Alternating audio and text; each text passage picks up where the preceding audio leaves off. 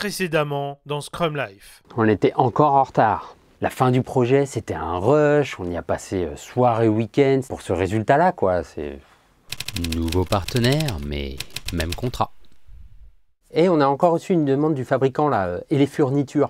Voilà, et les fournitures, non, ils sont trop relous. À chaque fois, ils reviennent toujours sur ce qu'ils disent. Ça lui va jamais à ce client. Puis là, c'est pas un problème de qualité, hein. Tout fonctionne, on a fait un truc béton, hein. Mais alors, pourquoi ça lui va pas? Bah, il est de mauvaise foi. Il dit qu'on n'a pas compris alors qu'on a bien tout noté, tout ce qu'il nous a demandé. C'est vraiment la fonctionnalité bien détaillée. Voilà. Ouais, ils nous traitent un peu comme des exécutants, quoi. Faut vraiment qu'on retravaille la manière dont on fonctionne avec eux pour que ça marche mieux. Difficile de construire le bon produit si la relation avec les personnes pour qui ou avec qui nous faisons le produit n'est pas saine.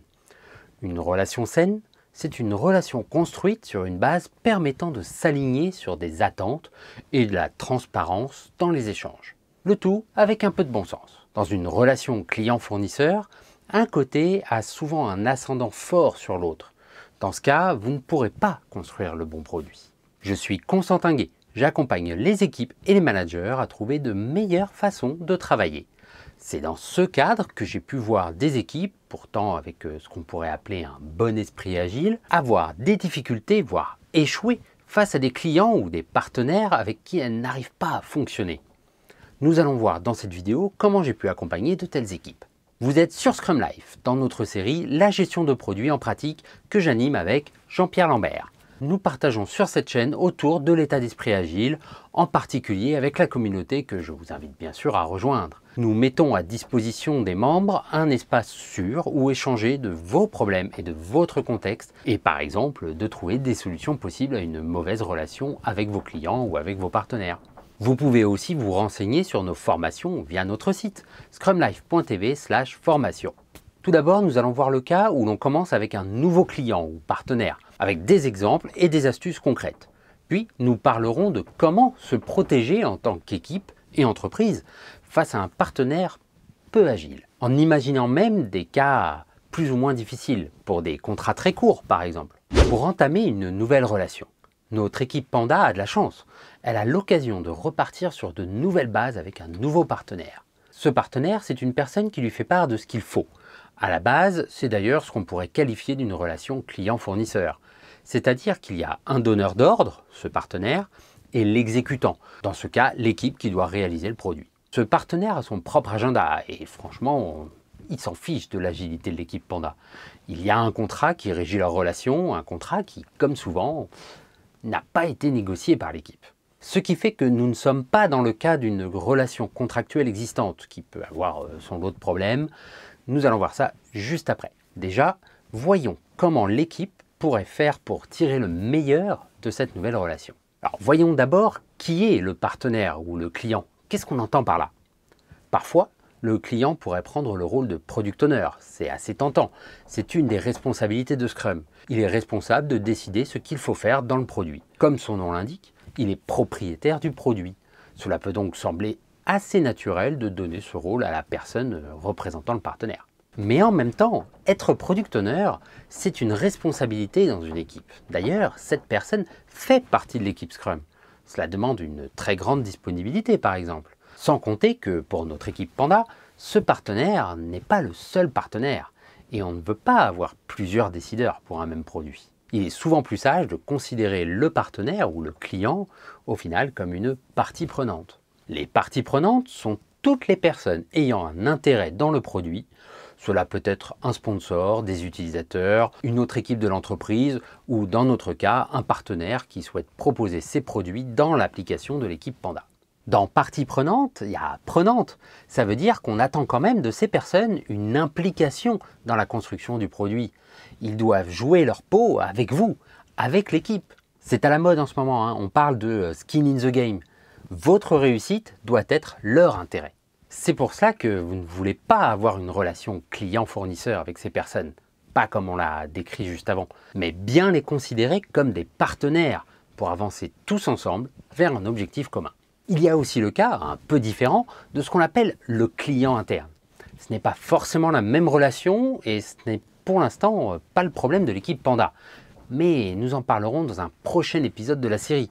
Alors, bien sûr, abonnez-vous et activez les notifications si ce n'est pas déjà fait pour être sûr de ne pas rater la suite de leurs formidables aventures. Comment faire avec un nouveau partenaire ou client? Eh bien, nous vous conseillons de l'accompagner. Par exemple, en expliquant le cadre de travail à cette personne et surtout ce qu'on attend de cette relation, ce que vous attendez de ce partenaire, mais aussi ce qu'il ou elle peut attendre de vous. Voyons comment l'équipe Panda pourrait s'y prendre avec un de leurs fournisseurs de meubles. Là, on se voit ce matin ensemble, hein, c'est pour bien définir notre mode de fonctionnement. Donc, on va se prendre un point, 1 heure par semaine. On vous propose le mercredi 11h. On vous expliquera en séance comment ça se déroule. Hein, mais en gros, on va faire le point sur la situation et voir comment on avance. Et puis, de toute manière, on fera évoluer ce point ensemble. Hein. Ah, ok. On va livrer un environnement de test recette au moins 1 fois par semaine et même parfois tous les jours.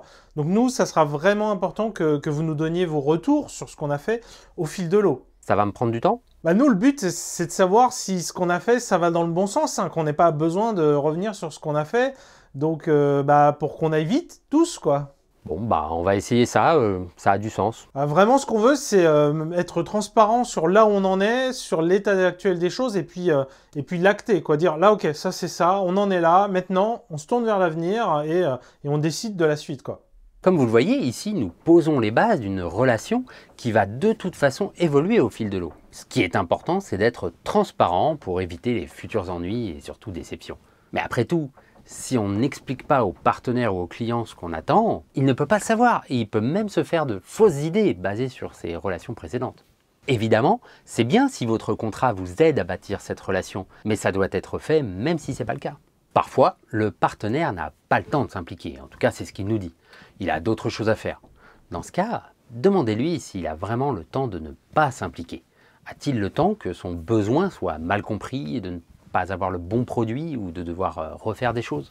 Vous pouvez accompagner le partenaire, par exemple, sur l'écriture des user stories. Face à un client ou partenaire qui apporterait un nouveau besoin, voilà à quoi ça pourrait ressembler. Il faut que vous ajoutiez un sélectionneur pour décider laquelle des 37 teintes de bois qu'on propose le client veut. Ok, écoute, j'en prends note. Est-ce que tu peux m'expliquer pourquoi? C'est simple, pour pouvoir vendre des meubles. Du coup, est-ce que ça te va si je note que les acheteurs de meubles souhaitent choisir parmi les couleurs disponibles afin de trouver le meuble qui s'intégrera le mieux à leur intérieur? Ouais? Ouais, c'est pas mal ça. On en revient aux besoins. On ne fiche pas précisément comment l'équipe répondra aux besoins. La user story, quand elle est bien faite, est un bon moyen, très bon moyen d'impliquer les parties prenantes dans la réussite du projet. Comme le dit Neil Killick, écrire des user stories est une sorte de gueule de bois de la création de projets agiles qui a été dirigée par des consultants. Cela conduit au verrouillage de tonnes de fonctionnalités non validées venant des parties prenantes qui ne jouent pas leur peau, et ça laisse peu de place au développement de produits itératifs ou incrémentaux. C'est tellement un bon outil d'ailleurs, cette user story, et il est souvent tellement mal utilisé qu'on en a fait une formation chez Scrum Life, reprenant un petit peu tous les problèmes qu'on a pu voir chez nos clients. Bien sûr, retrouvez plus d'infos sur scrumlife.tv/faire le bon produit, et ça, tout attaché. Une difficulté pour créer cette relation, ça peut aussi être que la personne qui représente ce client ou un partenaire est un intermédiaire. Dans ce cas, il arrive que la personne en face de vous ne fait que le passe-plat, car là où le décisionnaire est hors de portée de l'équipe. Dans ce cas, cette personne n'a pas toutes les clés et ne peut pas prendre toutes les décisions, tout en ayant la pression de « ça doit sortir absolument ». Cela peut donner lieu à ce genre de situation pour l'équipe Panda. Finalement, est-ce que vous savez si on pourra mettre en avant votre nouvelle gamme de bancs éléphants? Ouais, je crois qu'on n'a pas encore fini en interne de prioriser les différentes gammes à venir, donc je vais aller me renseigner. Bon, c'est important, donc je reviens vers vous, allez quoi, après-demain. Alors, vous avez toujours pas mis en avant les bancs en forme d'éléphant? Mais c'est super important, c'est la semaine prochaine le salon, vous avez fait quoi là? Ah non, on l'a pas fait, on attendait votre réponse. Vous deviez nous confirmer quelle gamme mettre en avant. Non, mais il fallait avancer, c'est pas sérieux là les gars, et on fait quoi maintenant pour le salon? Ça va être chaud d'être à l'heure, mais bon, je compte sur vous, là vous allez vous défoncer ce week-end pour y arriver. Mauvaise foi? Le réflexe qu'on voit, c'est alors un besoin de tout prévoir à l'avance, car on va pas déranger le boss 3 fois par jour. Cela va souvent faire que cette personne, souvent par peur inconsciente un petit peu, va utiliser son ascendant de fournisseur incontournable ou de client qui paye contre vous. Alors, que faire face à cette situation? Une situation qui est au final tout à fait normale. Comme je le répète souvent, le comportement d'un individu est toujours logique. Je le dis tellement que j'en ai fait un poster. Il vous plaît? Alors dites-le en commentaire, je choisirai 10 personnes ayant commenté au hasard à qui j'enverrai une copie gratuitement. Et si vous ne gagnez pas, vous pouvez quand même l'acheter sur la boutique scrumlife.tv/shop. Et si tout le monde est toujours logique, nous devons comprendre et prendre en compte cette logique. La première chose à faire est bien sûr de discuter pour accompagner cette personne, afin que la relation ne soit pas néfaste, ni pour elle, ni pour vous. Voici un exemple d'une approche pour résoudre la relation. Déclencher une discussion avec le partenaire de l'équipe. Dans le cas de l'équipe Panda, cela va être son Scrum Master en tant que facilitateur de l'équipe qui va s'en charger. Merci d'être venu, là c'est vraiment important pour nous. Cette semaine, tu nous as reproché de ne pas avoir terminé la mise en avant des bancs éléphants. De notre côté, nous, on attendait ta réponse là depuis la semaine dernière. Donc on a été surpris, on a été pris de court quand on a vu ta réaction et qu'on s'est même, on a été pris à partie vis-à-vis de ça. Chez nous, dans l'équipe, ça a quand même créé des frustrations, déconnecté de toi en fait. Ouais, la manière dont ça s'est déroulé, nous, ce qu'on aurait préféré, c'est plutôt qu'il y ait un silence radio, tu devais nous répondre sous 2 jours, tu nous as rien dit, tu n'es pas revenu vers nous. Nous, on aurait préféré qu'en l'état, tu reconnaisses qu'on ne pouvait pas continuer le travail sans cette information-là. Et voilà, et que tu fasses tout pour nous la fournir au plus vite, mais sans nous mettre la pression pour qu'on livre quand même quelque chose qu'on pouvait pas livrer en fait. Sans cette information, on savait pas où on allait quoi. Ce que je te proposerais, si ça te va évidemment, c'est qu'on se prenne 20 minutes avec l'équipe, avec toute l'équipe, pour retracer la situation, comprendre les événements, comment ça s'est passé, comment on est arrivé là, et puis surtout voir comment on peut avancer, trouver une meilleure manière de travailler. Ah oui, je me rendais pas compte de l'effet que ça avait eu. Ok pour un point, ouais, pas de souci. Ah, ça devrait mieux se passer maintenant. Nous avons aidé le partenaire à avoir de l'empathie pour l'équipe et à mieux comprendre les conséquences de la relation. Il arrive aussi que ce partenaire, il nous tient par les couilles. On dépend de cette personne, notre produit dépend d'elle. Dans ce cas, et même si l'implication attendue est explicitée dans le contrat, elle se sent reine. Le client est roi, comme on dit, il fera ce qu'il veut. Par exemple, c'est le seul fournisseur à proposer un produit, ou bien c'est une grosse entreprise face à une petite. Elle va donc décider de quand elle va payer, de ce qu'elle va payer.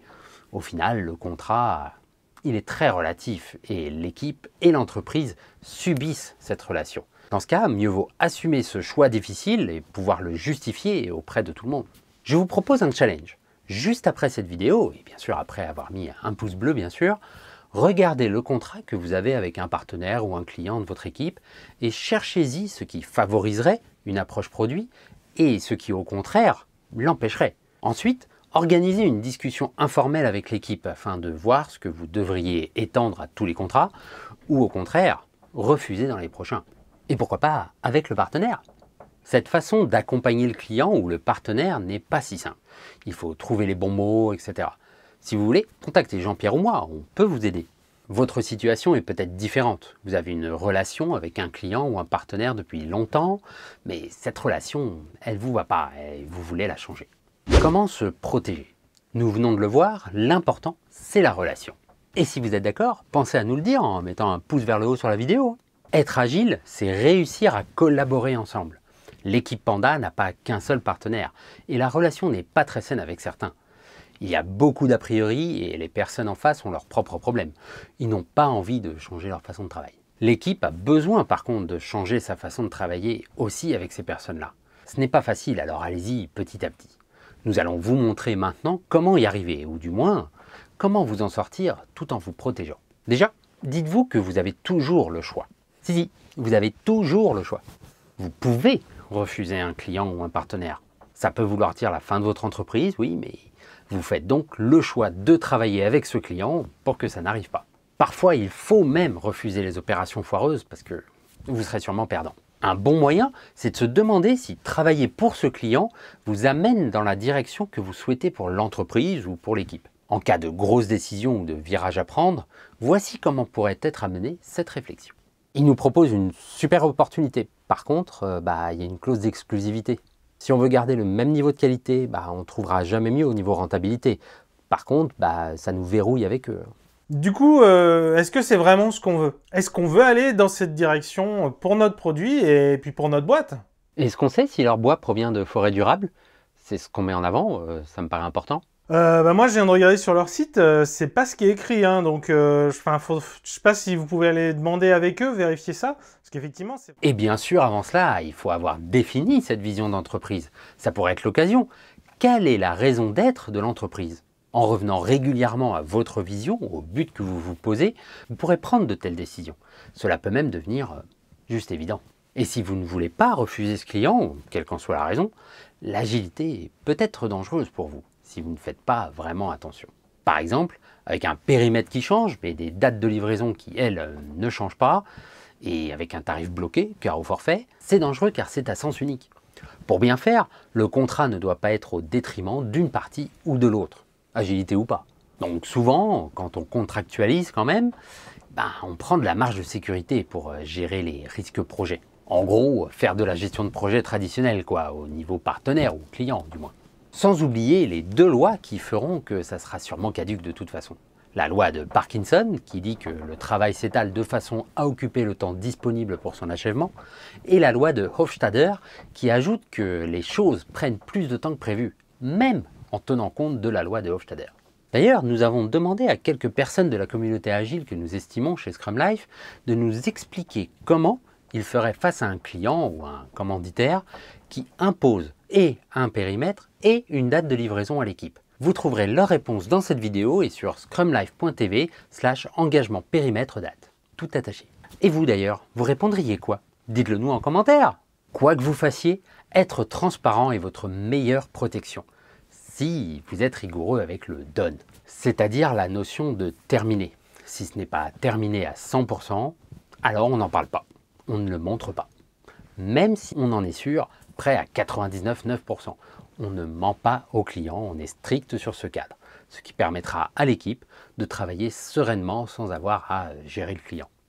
On construit de bonnes bases et ça peut paraître naïf, mais pensez-vous qu'on puisse construire de bonnes bases et demander la confiance au partenaire ou au client si on commence par lui mentir? Et si on utilisait le contrat comme levier? Si le client ne veut vraiment pas être plus agile, il doit y avoir des conséquences, et pas que pour vous. Attention, des conséquences n'est pas une punition. Qu'est-ce que ça veut dire des conséquences? Eh bien que le client, en n'étant pas agile, fait aussi un choix. Typiquement, quand un vrai besoin de changement, comme modifier le périmètre, va arriver, on se protège derrière le contrat. Cela pourrait donner lieu à ce type d'échange. Bon, finalement, on a revu toute notre gamme de meubles, donc il va falloir réintégrer les nouvelles références à la place des anciennes. Bon, voilà. Ah oui, mais non, là, non, ça va pas être possible, là. Nous, on a déjà tout intégré, c'est finalisé, là. C'était pas prévu, on peut pas, là. Allez, soyez agile. Écoutez, c'était pas prévu dans le contrat. Enfin, en tout cas, du coup, nous, de notre côté, on l'avait pas intégré dans la charge, dans le volume de travail que ça allait représenter. Alors, si vous voulez, on peut le faire, on travaille dessus. Par contre, on va vous facturer l'effort supplémentaire que ça représente pour nous. Est-ce que ça vous irait qu'on avance comme ça? Bon, on n'a pas vraiment le choix. Et oui, l'agilité, pouvoir changer d'avis, s'adapter à un contexte qui change, c'est avant tout à l'intérêt du client. En étant strict comme cela, on se protège et on éduque le client. D'ailleurs, partagez en commentaire ce que vous avez vu de pire dans un contrat client. Voyons maintenant comment cette rigidité du contrat peut nous servir de levier pour créer une meilleure collaboration. Car oui, finalement, ce qui nous lie à un client, à un fournisseur ou à n'importe quel type de partenaire, est-ce un contrat ou plutôt est-ce un objectif commun? Par exemple, l'objectif commun, c'est de faire un super produit et que le partenaire gagne de l'argent grâce à celui-ci ou permette à des chercheurs de trouver des remèdes ou de résoudre des problèmes sociétaux, peu importe. Trouver un mode de fonctionnement où tout le monde s'y retrouve et qui ne passe pas par une renégociation à chaque engagement. Frédéric Le Guédois nous partage son expérience à ce sujet dans cette vidéo. Montrez à votre partenaire que vous travaillez pour lui, mais dans le bon sens du terme, vous travaillez pour son bénéfice. Vous êtes les experts qui avaient donc une expertise et donc régulièrement vous montrez un produit qui reflète cette expertise, qui bien sûr fonctionne et qui permet d'impliquer le client tout en l'accompagnant comme on a pu le voir au début de cette vidéo. Petit conseil concret à mettre en place, Faites bien apparaître dans la liste des choses à faire, par exemple le backlog, ainsi que dans celle déjà faite, les demandes initiales contre les ajouts de façon à les faire ressortir dans une autre couleur par exemple. Le but c'est que ce soit flagrant et que c'est dans l'intérêt de personne de trop respecter le contrat. Est-ce que vous avez d'autres conseils concrets? Partagez-les en commentaire avec la communauté. Vous êtes peut-être dans un contexte où même avancer à petits pas avec le partenaire ou le client n'est juste pas possible. Par exemple, sur des projets très courts de 2 ou 4 mois, dans ce cas-là, on peut très bien appliquer ce que nous avons vu plus tôt. Discuter avec le partenaire, lui expliquer ce que vous attendez de cette personne, ce qu'elle peut attendre de vous, tout ça, ça ne prend pas des semaines, hein.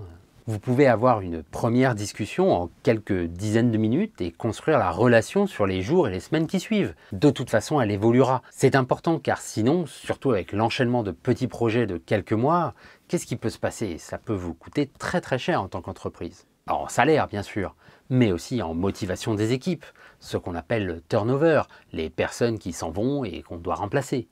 Combien coûte de devoir remplacer un expert? De perdre ce qu'il apportait, de perdre ses connaissances, de devoir former à nouveau une nouvelle personne pour la voir partir à son tour au bout d'un moment, ou pire, que la personne reste et ne soit pas productive du tout parce que peu motivée. Quand ça se passera, votre partenaire de 3 mois, il sera loin. C'est vous qui paierez l'impact de ces relations néfastes. Si ce contrat vaut le coup, c'est qu'il doit être super rentable pour justifier tout ça, hein. D'ailleurs, à noter que souvent, ces décisions qui vont avoir un impact fort et mauvais sur les équipes et les projets sont prises par des personnes qui ne vivent pas vraiment les conséquences. Mais alors, qu'est-ce qu'on peut faire? On peut travailler ensemble. Réussir à construire une relation saine avec un client ou un partenaire, c'est difficile autant qu'indispensable. Ça doit donc être votre cible. Finalement, ce que vous voulez, c'est réussir à collaborer. Il faut vous demander qu'est-ce qui nous unit? Pourquoi on est là ensemble? Pourquoi est-ce qu'on a signé ce contrat? Comme vous, l'équipe va se poser ces questions avec son partenaire. Merci d'être là avec nous là, dans ce point pour vraiment remettre au clair comment on fonctionne. Alors moi je vais mettre les pieds dans le plat, hein. Nous ce qu'on veut, c'est vendre vos commodes, hein. Donc comment est-ce qu'on peut travailler ensemble, avancer ensemble vers ce but commun? Ouais, non mais vous avez raison. À la fin, de toute façon, ce qui compte, c'est le nombre de meubles vendus, hein. Et puis ce qui est aussi important, c'est surtout de faire un petit peu de trucs. Pareil pour nous, hein, on est vraiment très contents. Moi, ce que je vous propose, c'est on y va, on n'attend pas. Dès la fin de cette réunion, faisons-le, on avance, puis on va gérer les contrats en parallèle pour que tout soit bien en ordre. Je suis vraiment super content, là, on va repartir sur de bonnes bases, c'est vraiment chouette. N'oubliez jamais pourquoi vous travaillez ensemble. Arriver à un bon niveau de collaboration ne se fait pas du jour au lendemain non plus. Petit à petit, vous construisez la relation en commençant par exemple avec ce qu'on vient de vous expliquer. Le plus important, c'est que votre méthode de travail permette à cette relation de se construire et d'émerger naturellement. Est-ce que vos contrats ne devraient pas être retravaillés afin d'intégrer la flexibilité gagnant-gagnant? Et ainsi que ce que vous avez appris dans vos précédentes expériences et que vous ne voulez plus? Imaginons par exemple un contrat dans lequel vous êtes payé par itération. À la fin de chaque itération, le client peut partir. Mais comme disait Arnaud Lemaire, on fait tout pour qu'il n'en ait pas envie. Et pour qu'il puisse partir tranquillement, vous devez construire le produit pour qu'il soit viable, utilisable et déployable à tout moment. On parlait justement de l'excellence technique dans le précédent épisode de la série. Elle est clé pour la réussite du projet. Et pourquoi est-ce que vous tombez quand même parfois sur des projets pourris ou juste impossibles? Ça, vous pourriez en parler avec les personnes responsables de l'avant-vente. Ici aussi, s'aligner en exprimant ce que vous voulez, ce que vous ne voulez pas, et en écoutant les contraintes des personnes en face, permet de co-construire l'approche pour bâtir une meilleure relation. Demandez-vous simplement si chez vous, le commercial gagne sa prime sur la signature du contrat, ou si le projet est une réussite. Changer l'état d'esprit des équipes, les accompagner, et encore une fois, ce n'est pas simple. Donc à nouveau, n'hésitez pas à prendre contact avec Jean-Pierre ou avec moi pour que nous puissions vous accompagner. Vous appréciez cette vidéo? Mettez le pouce bien entendu, mais surtout partagez-la à quelqu'un qui la trouvera utile. La base de la relation est maintenant plus saine, mais notre équipe Panda n'est pas sortie d'affaire. Dans le prochain épisode de la série, elle se rend compte que le véritable rôle du Product Owner n'est pas simple à gérer. Quelle est vraiment sa place? Pensez à vous abonner pour ne pas manquer la suite, et en attendant, vous pouvez creuser plus le sujet de la relation client-fournisseur en allant voir cette autre vidéo avec Frédéric Le Guédois qui nous explique comment il fonctionne avec ses clients. Portez-vous bien, ciao!